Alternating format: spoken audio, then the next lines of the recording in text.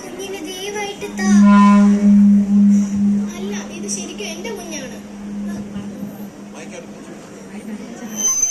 രാജാവിനോട് ചോദിക്കാം.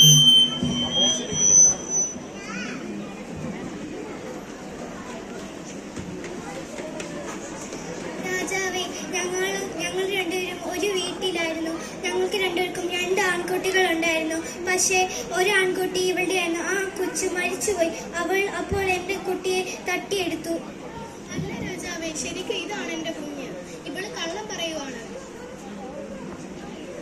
പഠനെ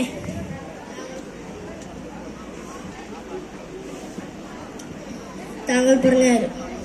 ഈ കുട്ടിയെ 2 ഭാഗമായി മുറിച്ച് ഇവർക്ക് 2 പേർക്കും കൊടുക്കൂ. ഉത്തരവ് രാജാവ്. പഠനെ വാള് കൊണ്ടുവരൂ.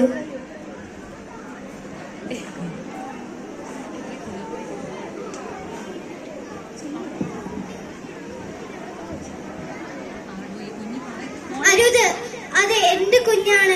അതുകൊണ്ട് എന്റെ കൺമുമ്പിൽ വെച്ച് എന്റെ കുഞ്ഞിനെ കൊല്ലുന്നത് എനിക്ക് കാണാൻ വയ്യ. അതുകൊണ്ട് എന്റെ കുഞ്ഞിനെ അവൾക്ക് തന്നെ കൊടുത്തോളൂ. അവൻ വളരുന്നത് എനിക്ക് കാണണം. വേണ്ട രാജാവേ, 2 കഷ്ണങ്ങളാക്കി ഞങ്ങൾക്ക് 2 പേർക്കും തന്നോളൂ. പഠനെ നിർത്തൂ.